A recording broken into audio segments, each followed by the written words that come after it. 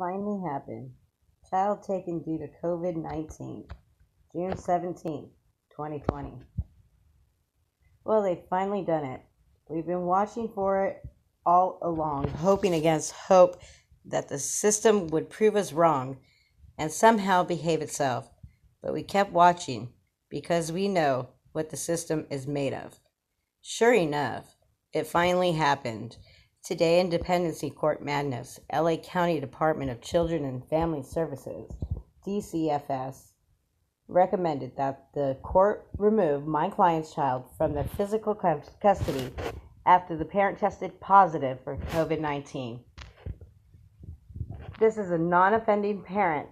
The judge ruled in favor of DCFS and detained, emphasis added. So says a Los Angeles area attorney in a post on Facebook last week. We have not yet been able to confirm this case, but the lawyer account remains live on Facebook.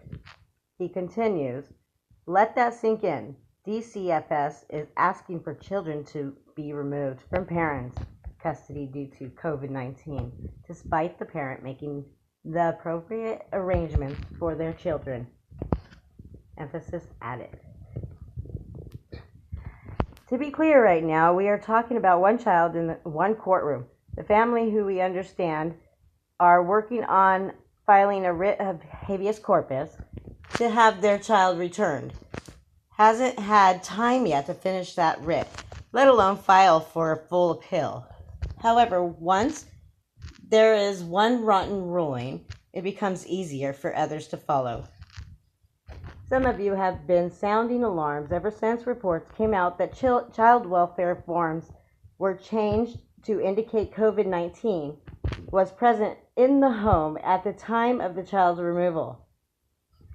Our analysis at the time was and remains that the change in the form was not intended to make COVID-19 an excuse for separating families.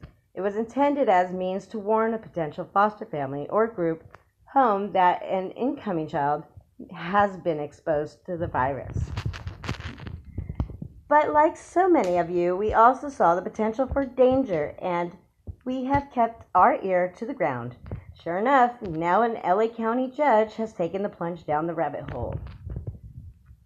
To state the matter plainly, the government has no authority to remove a child from their private home simply because a child or a parent has contracted COVID-19. This is especially true if, as indicated by this family's lawyer, the parents have made appropriate arrangements to see to it that the child can be taken care of somewhere away from the infected parent.